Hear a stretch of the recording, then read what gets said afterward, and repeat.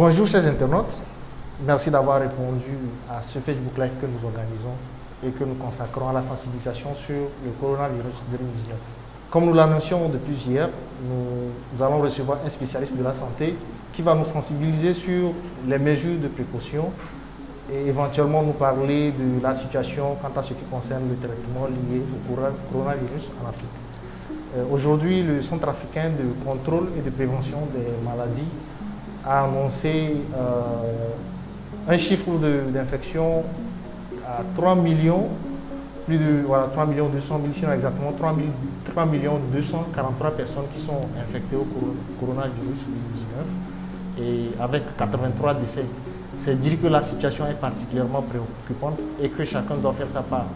C'est la raison pour laquelle My Africa Info a pris sur lui d'inviter un spécialiste qui est le docteur Armand Teko, qui est médecin à Lomé, et donc qui va nous entretenir sur les réalités, voilà, les mesures de prévention et les réalités dans nos milieux.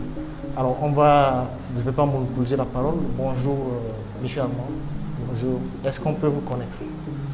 Moi je suis Armand Teko Ignace Yao, maman à l'état civil, donc je suis médecin généraliste.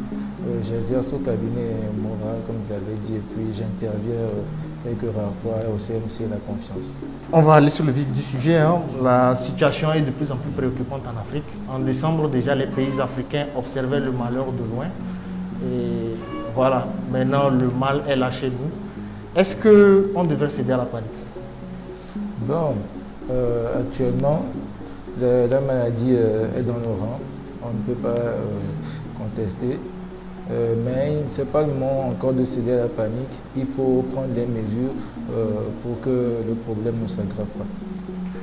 Alors, parlons des mesures. Basiquement, qu'est-ce qui est préconisé comme mesure pour éviter la contagion au coronavirus? Ok. Disons qu'actuellement, vu que un traitement vraiment précis n'est pas encore trouvé, c'est la prévention qui est de mise. C'est ce que nous répétons chaque jour. Éviter de se serrer les mains, c'est la distanciation sociale, 1 mètre d'écart, c'est surtout se laver les mains. Et puis porter un masque pour ceux qui présentent des symptômes liés au coronavirus. On entend déjà des gens qui parlent de porter les gants également. Exactement. Alors est-ce que c'est requis, c'est forcément il faut porter les gants? Vraiment, c'est un problème pour nous, personnels de la santé actuellement, de voir les gants circuler en ville, parce que nous pensons que c'est encore plus grave ou plus dangereux pour la transmission, la contamination du virus de porter les gants. Pourquoi? Nous voyons des gens porter une paire de gants du matin au soir dans les marchés, vendre avec de la nourriture, servir, récupérer l'argent, tenir leur téléphone. Et tu vois cette même personne tenir ses habits, son visage et tout, mais c'est pas possible. À l'hôpital, on conseille le port de gants pour les personnels de santé parce que tu portes un gant, une fois tu examines le patient, tu jettes. Donc je conseille vivement à ceux qui abusent, je dirais, de ce port de gants, d'arrêter, et je leur conseillerais plutôt de se laver les mains. Comme je disais en arrivant ici, le virus dure environ 10 minutes sur les mains. Donc, plutôt leur conseiller de se laver les mains fréquemment. Et s'ils ont du gel à côté, plutôt utiliser le gel. Ok. Et vous avez également parlé de la distanciation sociale. Exactement. Nous, l'objectif même, c'est de faire comprendre et adapter ces mesures-là à nos réalités africaines. Alors, on sait qu'en Afrique, c'est vraiment... On est tellement habitué avec des gestes rapprochés et la manière la plus courante pour un Africain de manifester la chaleur, son amour envers son prochain, c'est le rapprochement. Mais au-delà de ça, il y a aussi nos réalités qui sont que on peut trouver par exemple une famille qui vit à 5, 10 dans une seule pièce. Alors concrètement dans cette situation, comment est-ce qu'on devrait faire, par exemple, pour une grande maison ou une maison où il y a plusieurs personnes qui se partagent une chambre? Bon, vraiment, c'est pas évident. C'est pas évident. Vu le mode de contamination, on parle de gouttelettes salivaires. Bon, on vient de parler des gants, on profite pour parler des masques. En temps normal, ou bien ce qui est conseillé, ce qui est recommandé par l'OMS en ville, certains cèdent à la panique parce que ce n'est pas évident, ce n'est pas un truc de tous les jours.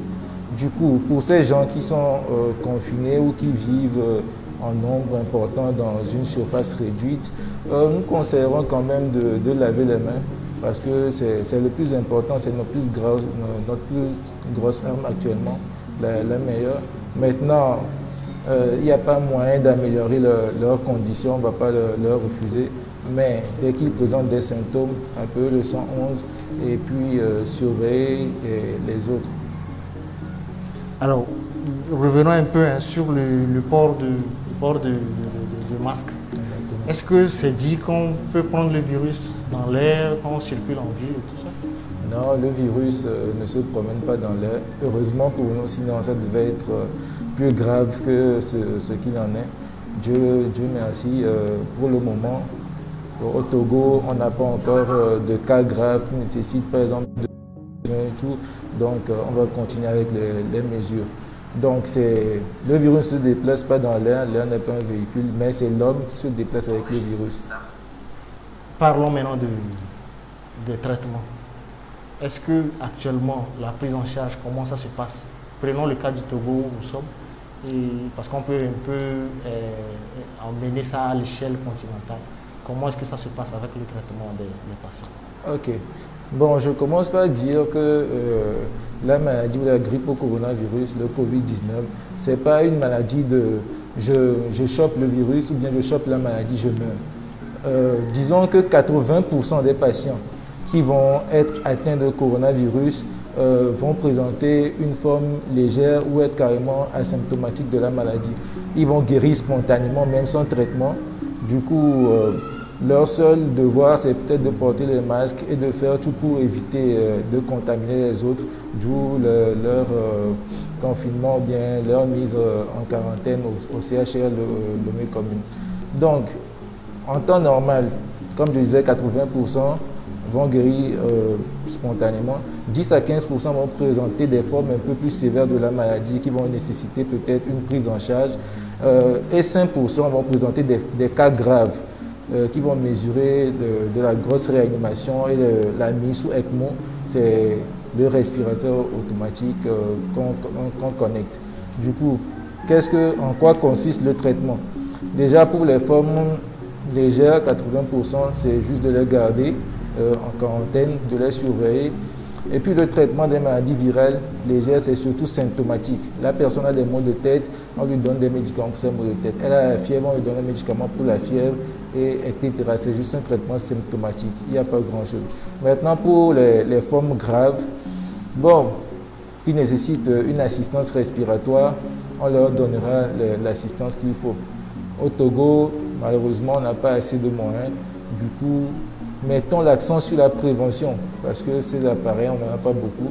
Privé, public réuni, on en aura 4 ou 5. Alors, on va retourner aux symptômes que vous avez décrits, ce qui peut quand même alerter quelqu'un. Est-ce que vous pouvez rappeler clairement qu'est-ce qui peut alerter quelqu'un par rapport à son état, par rapport au coronavirus? Ok, donc les symptômes de la grippe au coronavirus ou du Covid-19 sont nombreux, mais il y a certains symptômes principaux que nous allons énumérer.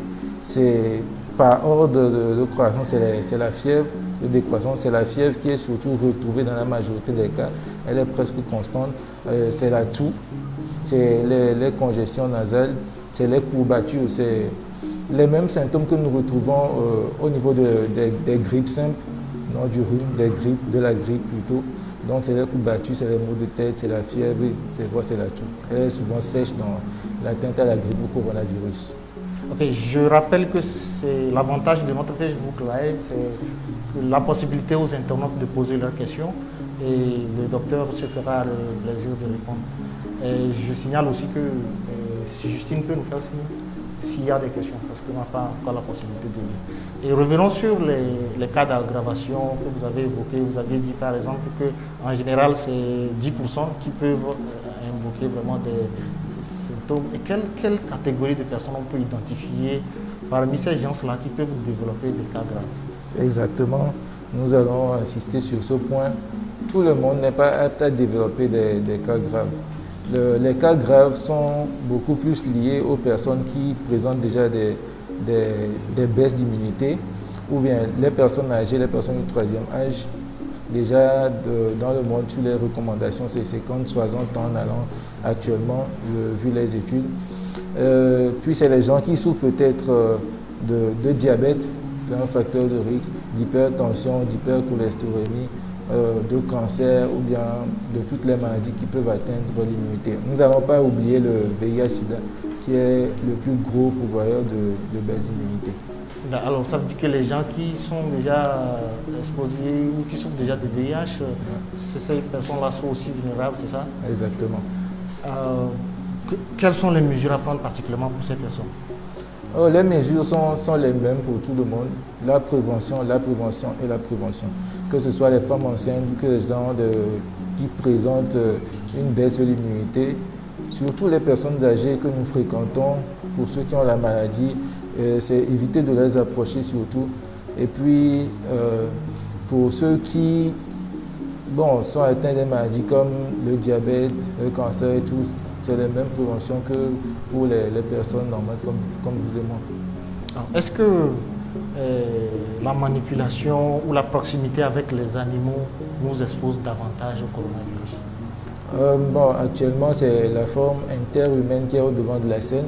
Au début, en Chine, nous avons incriminé la transmission animale-homme. Donc, on a parlé du pangolin, cet animal. Même actuellement, dans nos milieux, ce n'est pas un truc que nous consommons et cette transmission n'est pas celle qui nous intéresse actuellement. Vous parliez déjà du protocole de traitement. Exactement.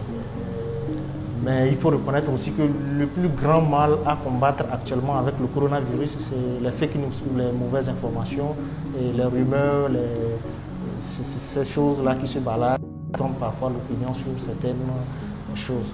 Alors, parlons d'abord du protocole qui est en train d'être répandu ou admis dans certains pays comme en France, aux États-Unis, après de rouleaux de débats scientifiques.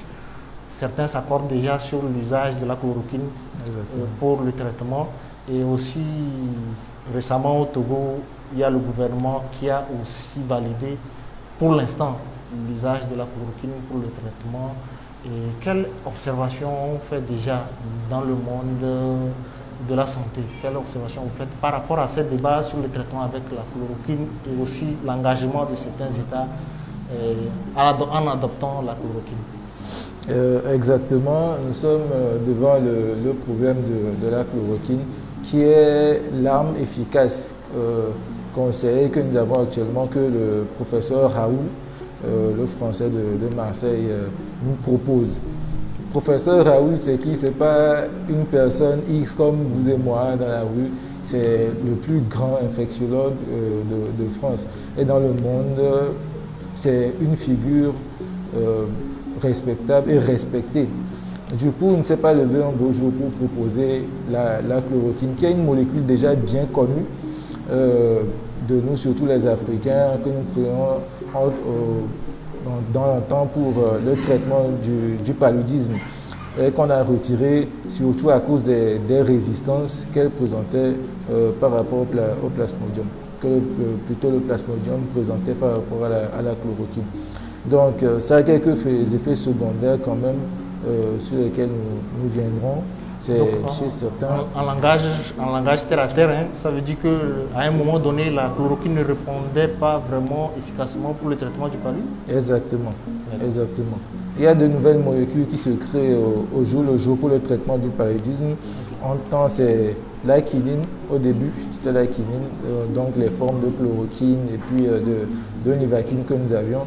Après, nous sommes passés à l'artéméter, injectable, artéméter, lumefantrine. Et aujourd'hui, nous sommes déjà au niveau de l'artesunate, qui est la molécule que nous utilisons actuellement, notre plus grosse arme dans le traitement du paludisme actuellement. En effet, pour des recherches scientifiques et la mise sur le marché de certains médicaments ou bien de certains produits, de la validation de certains traitements, il faut un processus. Après les études in vivo sur les animaux dans le laboratoire, il faut passer aux phases sur les personnes vivantes, observer la personne, c'est une cohorte, un suivi pour voir les bénéfices et les risques du traitement qu'on évoque. Sauf qu'actuellement, nous sommes en période de pandémie, le temps court contre nous et on ne peut pas se permettre de gaspiller autant de temps, genre attendre 6 mois pour avoir les résultats concrets sur une grosse population avant de mettre le traitement. La chloroquine, c'est une molécule que les gens maîtrisent. Nous parlons certes qu'elle a été retirée devant le traitement du paludisme, mais c'est une molécule qui est toujours utilisée dans certaines pathologies auto-immunes. Genre, c'est l'organisme se détruit elle-même, donc le lupus, les maladies de White, pour lequel le professeur Raoul utilise et suit des gens depuis plus de 20 ans qui ont fait leur effet. Du coup, bénéfice-risque, je pense, et moi, mon point de vue, c'est que la chloroquine peut être utilisée dans les formes graves. Maintenant, nous allons éviter d'en abuser. Il y a des gens qui essaient de prendre la chloroquine pour les préventions. Ceci n'est pas indiqué. Alors, est-ce que selon le protocole que le professeur Raoult a conseillé, c'est la chloroquine pure ou bien il y a des éléments qu'on ajoute? Est-ce qu'il y a des prescriptions associées à la chloroquine? Parce que ces gens-là qui prennent la chloroquine aussi, ils ne savent pas, en fait, est-ce que c'est la chloroquine seule qui peut traiter? En effet, le professeur Raoult disait dans l'une de ses études qu'il a déjà testé la chloroquine, il a déjà fait des études sur les virus. Et vu leur action et vu le mécanisme, il a parlé de bactéries intracellulaires et maintenant il parle de virus, que c'est le même mécanisme qui utilise la vacuole, donc il pense que l'effet sera le même. Et actuellement, sur les peu de personnes qui sont suivies, nous avons eu des résultats sur les 6 premiers jours. Donc, c'est à respecter. Maintenant, pour le traitement, le docteur Raoult précise que la chloroquine, c'est le traitement, mais en association, on peut avoir des infections associées, des pneumonies. Donc, on associe la zithromycine, 250 mg selon le protocole que lui-même a établi. D'accord. Alors, je rappelle qu'il y a certains internautes qui sont en train de nous prendre en cours. Et il y a M. Kekeli Thierry qui demande finalement, il fait chaud en Afrique, en Europe. Est-ce qu'en effet, est-ce que cela a un effet sur le virus?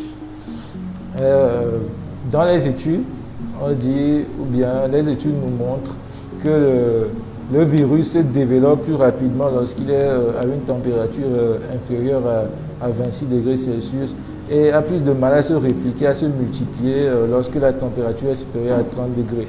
Néanmoins, au début, nous pensons qu'avec ce genre de conditions, la maladie ne nous titillerait pas, mais nous sommes devant le fait accompli. Ceci dit, ils n'ont pas dit que le risque était de 0.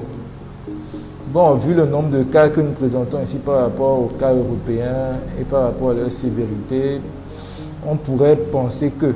Maintenant, nous verrons avec l'évolution de la situation. D'accord.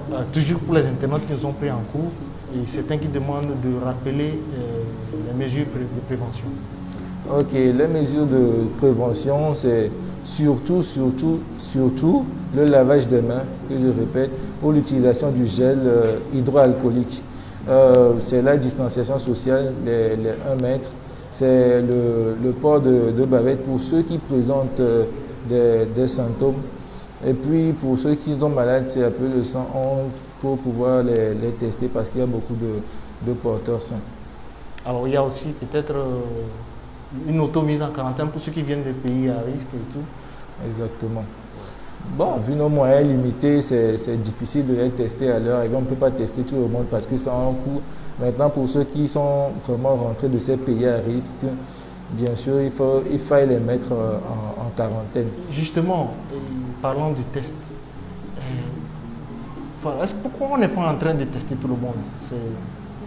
Le test qui est actuellement disponible pour le dépistage du coronavirus ou bien la maladie Covid-19, c'est la PCR, Polymerase Chain Reaction. C'est ce genre de test qu'on utilise aussi chez les citoyens pour détecter en fait leur charge virale, la quantité de virus qu'ils ont dans le sang. Donc, pour sortir les résultats, tu en as au moins pour 6 heures de temps pour la lecture. Et puis même dans les pays développés, en France, en Allemagne, c'est difficile de tester tout le monde. Comme je disais, sans reporter, c'est des gens qui se promènent dans la nature, des sujets contacts, ça va être difficile de tester tout le monde.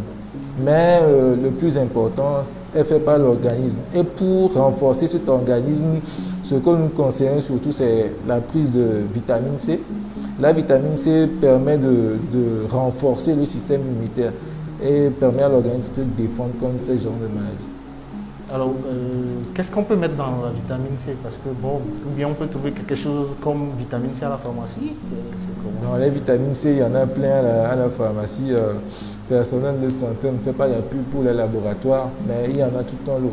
Maintenant, chez nous en Afrique, la vitamine C, c'est dans le citron, c'est dans l'orange, c'est surtout les fruits qui sont riches en vitamine C. D'accord. Maintenant, il y a Prisca Nelly qui demande comment peut-on faire la différence entre une grippe et le coronavirus? Ok, bon, la grippe, actuellement, on voit toujours des gens qui présentent des signes de grippe qui sont quand même alarmés. Rarement dans la grippe, nous allons présenter les symptômes de tout. Le Covid-19, c'est un type de grippe aussi qui ressemble beaucoup à la grippe normale que nous connaissons.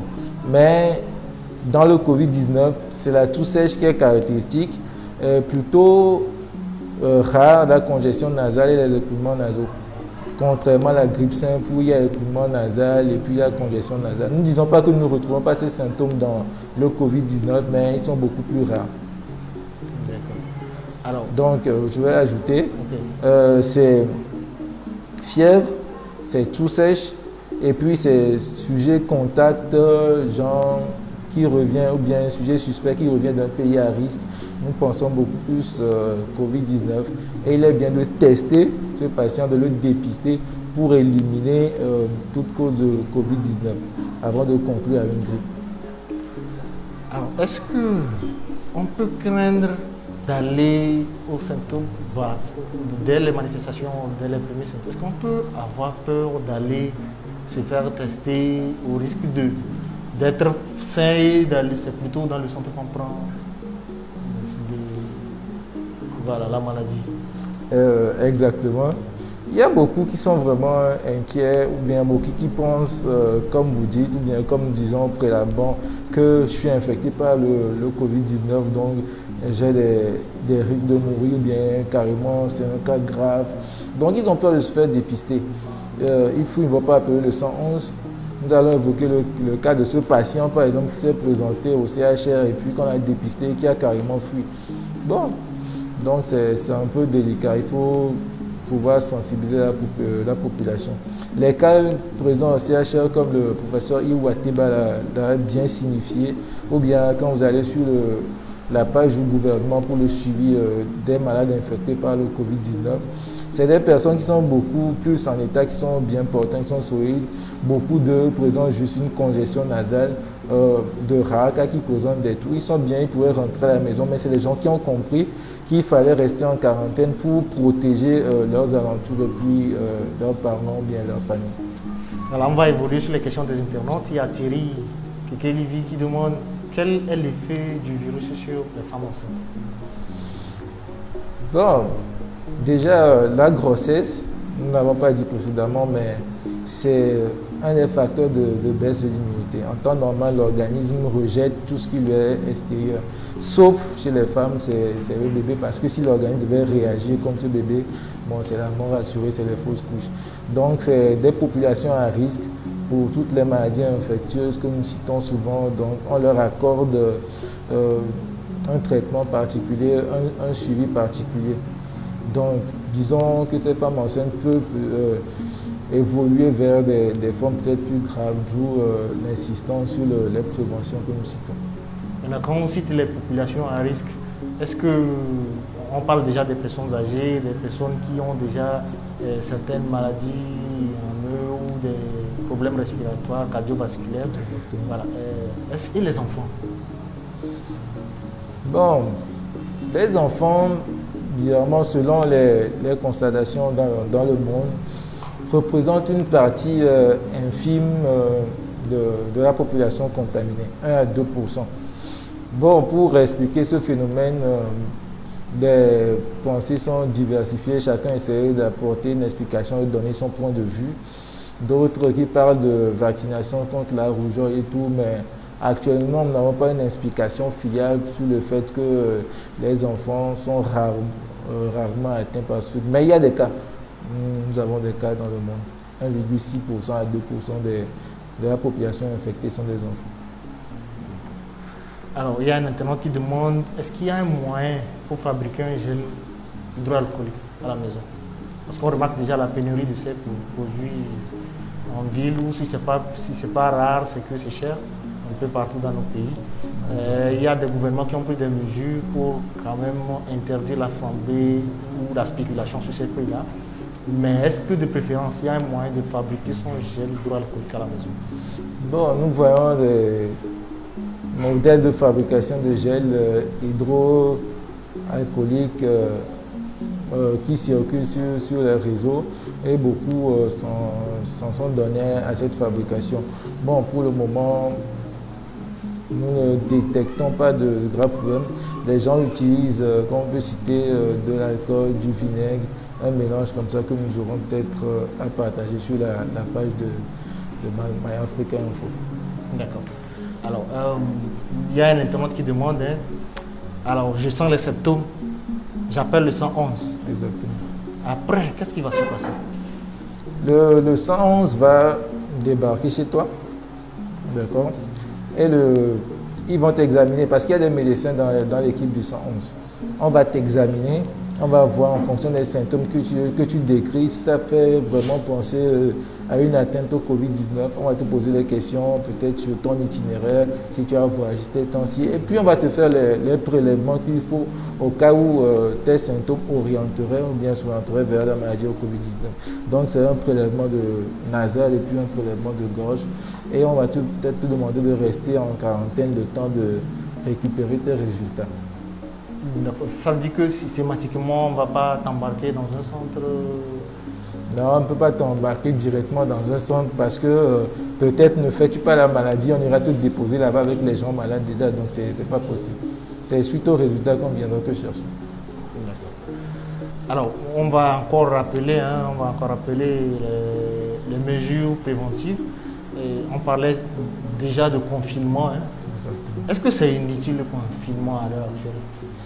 Non, ce n'est pas inutile. Nous avons dit et nous le répétons, le virus ne se déplace pas tout seul, c'est les personnes qui se déplacent. La Chine nous a montré le réel succès du confinement parce qu'ils ont carrément confiné toute une population. Leur ville elle est quand même grande. En Inde, les mesures sont prises pour assurer un confinement. Nous voyons des vidéos qui circulent. Je ne pense pas que c'est fake news. Ils vont mettre du temps qu'ils vont confiner. Si chacun reste chez soi, un temps soit peu, et que personne ne circule, et qu'on arrive à prendre en charge ceux qui sont déjà infectés, nous pensons raisonnablement que ça devrait évoluer, la situation devrait évoluer dans les jours, bien dans les mois qui suivent, parce que les spécialistes avaient prédit un pic vers fin juillet pour la baisse de cette maladie. Mais déjà que la chloroquine a montré un succès, exactement. Et donc il y a déjà des patients qui guérissent de ça. Ouais. Est-ce qu'il y a encore lieu de s'inquiéter? Est-ce que si aujourd'hui on déclare vraiment, les scientifiques arrivent à prouver à 100% que la chloroquine marche, ouais. Est-ce que ce sera encore nécessaire de rester confiné, de prendre des mesures, de ralentir les activités économiques? Voilà, je précise parce que c'est en extrapolation peut-être à la découverte d'un vaccin, par exemple. Ouais. Entre le traitement et le vaccin, est-ce que déjà on peut se réjouir avec le traitement? Oui, bon, pour le moment, la chloroquine tend à montrer ses effets. Ce n'est pas le seul traitement. Il y a des antiviraux qui sont essayés aussi, c'est le lopinavir, dopé ou bien boosté au ritonavir qui sont utilisés, ce n'est pas les seules molécules. Et les études continuent d'évoluer. Bien sûr, il y a un conflit d'intérêt entre les grosses firmes et puis celle du professeur Raoul et sa découverte ou bien sa proposition de chloroquine. Disons que celui qui va trouver un traitement autre que la chloroquine, qui est une molécule qui revient à coup bas et qui n'avantage pas, peut-être pas les firmes pharmaceutiques, va se faire quand même un gros revenu. Du coup, ces temps-ci, nous verrons aussi des études qui vont contrecarrer ou bien vont contester la proposition du docteur Raoul. Mais tout est bon pour l'avancée de la science, on attend de voir. Maintenant, il y a une firme japonaise qui parle de vaccin pour les échéances futures. Bon, nous attendons l'évolution de la proposition. Mais s'il y a un traitement, ça sera suffisant pour que les gens aillent vaquer à leurs occupations et qu'on ne se confine plus, qu'on n'arrête plus les activités économiques? Ok. Je pense qu'on va rester peut-être en mode confinement pendant un temps. Le problème avec les virus et les autres bactéries, c'est qu'ils ont tendance à muter. À muter, c'est à changer de forme, à devenir des formes plus résistantes. Peut-être à un moment donné, nous allons voir des formes qui vont résister à la chloroquine ou bien des autres traitements qu'on va nous proposer. Néanmoins, les études tendent à prouver que cette maladie est immunisante. C'est genre, je fais la maladie une fois, je ne vais pas la faire deux fois. C'est comme la varicelle, tu fais ça une fois pour demander ta vie, donc tu n'auras plus à la refaire encore une seconde fois. Dans ce genre de cas, nous tendons raisonnablement ou bien raisonnablement vers la fin de cette pandémie. D'accord. Alors, il y a cette question qui revient toujours. Quand un patient, quelqu'un est déclaré positif, qu'est-ce qu'il subit concrètement comme traitement? Comme nous l'avons dit, sous notre cieux, pour le moment, c'est des formes légères de Covid-19 que nous avons observées. Donc, c'est des gens qui sont mis au CHRLOME commune et qui vont recevoir un traitement symptomatique. Comme je disais, tu fais la fièvre, on te donne un médicament pour la fièvre, que ce soit en par voie orale ou par voie injectable. Tu as les maux de tête, on te donne le traitement pour les maux de tête. Peut-être on va un peu te charger de vitamine C pour booster ton système immunitaire pour que tu puisses vite guérir de la maladie. Ça, c'est sous notre cieux. Maintenant, sous les autres cieux, les pays qui ont adopté le protocole du professeur Raoul ont déjà commencé avec la chloroquine. Au Maroc, nous avons entendu parler d'un patient qui a présenté une charge virale immune de coronavirus au 6e jour déjà. Maintenant, les pays qui n'ont pas emboîté le pas et qui attendent toujours les résultats des recherches à grande échelle aussi avancent de leur côté et continuent de chercher les moyens de guérir la population. D'accord. Alors, actuellement, on a aussi une sorte de problème d'accès aux masques. Ouais. Est-ce que les masques faits main artisanaux, ce qu'on voit toujours dans les rues, les couturiers l'ont fait avec du tissu, du pagne, est-ce que ça peut faire l'affaire? Les masques recommandés, nous les connaissons. C'est le masque chirurgical, c'est le masque FFP2. On a un intérieur blanc de cette bavette. On aura montré ça avec un échantillon à la fin qui est blanc, qui est fait de polypropylène. Donc c'est une maladie, c'est un matériel qui permet de filtrer efficacement les bactéries et les virus, de même que le masque FFP2. Maintenant, les masques faits à la main, on en voit de toutes les sortes. Il y a certains qui sont faits à base de popeline, de trucs qui sont tellement légers. Bon, je ne suis pas adepte de ce genre de masque. Nous voyons par exemple une gouttelette de salive qui tombe sur ce masque. Le masque est mouillé de l'extérieur vers l'intérieur. Donc en temps normal, c'est la partie mouillée déjà en contact avec ta peau, ton visage et permet au virus de se déplacer facilement. C'est comme si tu n'as rien fait. Maintenant, il y a d'autres masques qui sont beaucoup plus épais. Nous ne dirons pas que c'est les meilleurs, mais à défaut d'avoir les masques recommandés, nous allons nous débrouiller avec ceux-là pour le moment.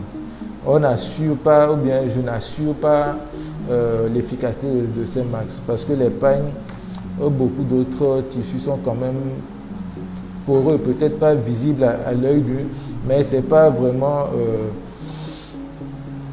difficile pour le virus de traverser ces genres de masques. D'accord. Alors, on a quasiment fait le tour des questions. On va rappeler les mesures de précaution, mais bien avant peut-être une avant-dernière question. On continue de manger, on continue de se nourrir, de s'abreuver. Et concrètement, quand il fait jour et que moi j'ai envie d'aller faire les provisions au marché, quelles précautions je peux prendre? Bon, nous l'avons dit au début, le masque, il est là, normalement indiqué ou bien recommandé par l'OMS pour ceux qui présentent des symptômes comme les congestions nasales ou bien la toux et les autres symptômes. Maintenant, nous avons vu une abondance de port de masque ou bien beaucoup qui le portent. Bon, des collègues et moi, on a fait assez de débats sur ce thème. Nous disons qu'il y a quand même des porteurs sains de la maladie qui se promènent en ville. Donc, ce n'est pas forcément une mauvaise chose pour ceux qui portent les masques de les porter.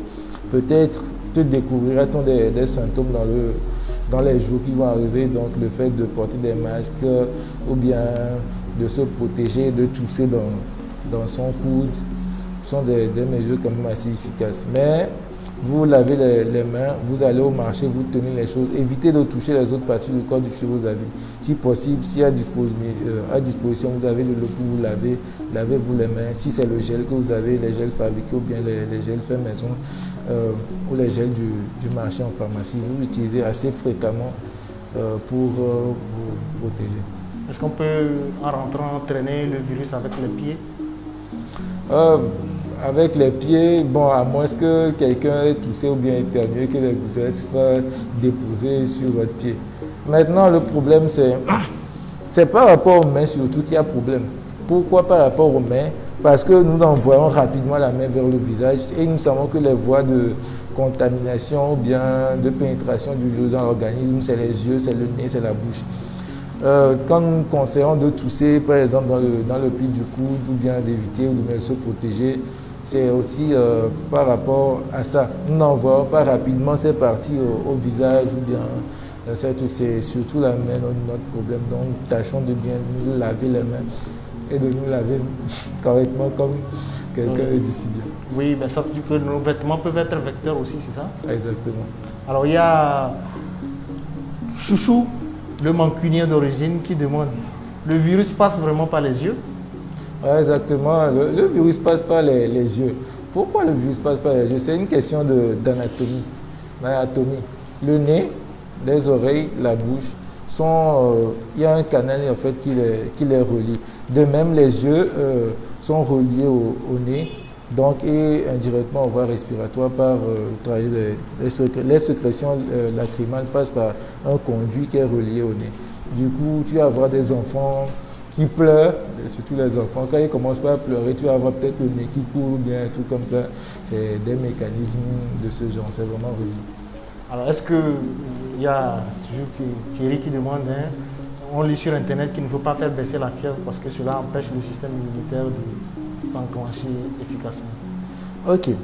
Je dis, la fièvre, c'est une réaction de l'organisme face à un corps étranger. Tu as un truc dans ton organisme, l'organisme réagit. La fièvre, c'est un facteur de protection. C'est comme, par exemple, des gens disent qu'on peut toutefois mettre le pied sur une braise et ne pas sentir la douleur. C'est pas bien. On sent la douleur. Bon, pour ceux qui croient en Dieu, Dieu nous a créés, il a tout fait bien. Quand tu mets le pied sur la braise, tu l'enlèves rapidement. C'est un facteur de protection, cette douleur. Ça te permet de savoir qu'il y a quelque chose qui se passe et d'éviter le pire. De la même manière, la fièvre, c'est une manifestation pour pouvoir dire qu'il y a quelque chose. Et tu vas pouvoir te présenter, être dépisté ou bien consulter un médecin pour voir si c'est pas autre chose. Si tu baisses la température toi-même, tu crois que tu vas bien et tu es là, tu continues tes activités.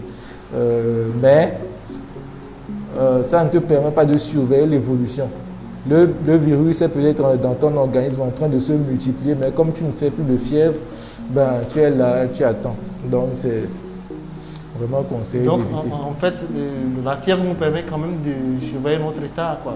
Exactement. Et donc, si c'est qu'on veille à faire baisser la fièvre, au-delà de ça, il faut prendre des mesures pour voir de quoi on souffre vraiment et le traiter. Exactement. Sinon, ce n'est pas danger de se laisser à une forte température jusqu'à dans les fortes températures, nous parlons de 39, 40 degrés et au-delà de 40 degrés qui peut-être, des gens font 40, 41 degrés mais qui n'ont rien, mais c'est une hyperthermie, c'est une fièvre sévère qui montre que c'est une forme grave de maladie, qu'importe la maladie que tu as, et que ça peut évoluer très grave. On dit 42 degrés, par exemple, c'est la mort.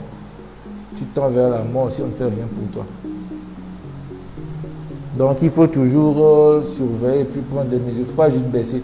C'est comme pour le paludisme. Des gens prennent para. Or, ce n'est pas le traitement du paludisme, c'est juste pour calmer les symptômes.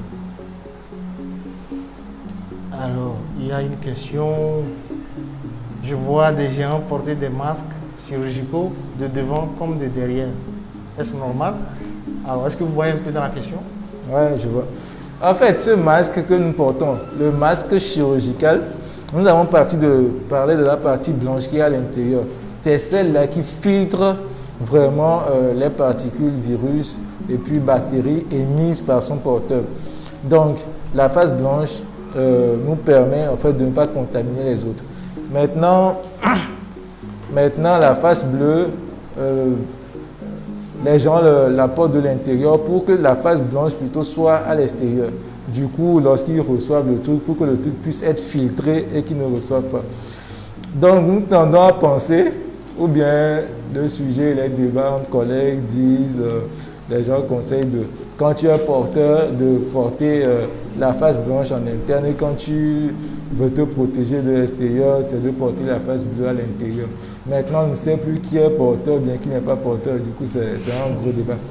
Okay. Du coup, si vraiment quelque chose est conseillé, c'est le FFP2. Donc, c'est le meilleur. C'est quoi encore? FFP2. C'est le masque avec le devant comme la bouche de chien. D'accord. Je n'ai pas d'exemplaire, sinon on va montrer, mais on va essayer d'envoyer les images le plus tôt possible. Alors, peut-être une dernière question, la distanciation sociale, est-ce que ça peut aller jusqu'à l'abandon des rapports sexuels? C'est un gros débat. Actuellement, c'est ça qui anime le débat dans le groupe, c'est le sujet de débat. Bon, vous êtes marié, vous êtes en couple, vous êtes dans la même chambre que votre partenaire. Vous n'allez pas bien, vous ne portez pas les masques tout le temps. Est-ce un sujet contact? Est-ce qu'un sujet suspect? C'est une question de confiance. C'est une question de confiance. On rigole, mais bon, le virus n'est pas transmis par voie sexuelle. Le virus n'est pas transmis par voie sexuelle. Maintenant, entre vous et moi, est-ce que vous aurez des rapports sexuels sans embrasser votre partenaire et tous les facteurs de risque, quoi? De toute façon, si on est partenaire, c'est que même on se couche dans le même lit, peut-être, donc on s'expose. Ce n'est pas peut-être refuser le sexe qui va faire l'affaire. Ce serait peut-être mieux de faire une séparation de lit pendant la... Si l'un des partenaires estime qu'il a été exposé, évidemment, peut-être. Je fais un coucou à un ami à moi dont je t'aime, qui racontait une anecdote. Il dit, dans ces moments de coronavirus, une fille vient passer la nuit avec lui, elle porte le masque de la nuit jusqu'au matin, elle garde ses repas chez elle tranquille sans enlever le masque. C'est des problèmes, c'est un problème comme ça, on se confronte. Ce n'est pas transmis sexuellement. Bien sûr, on se méfie pour la transmission sanguine.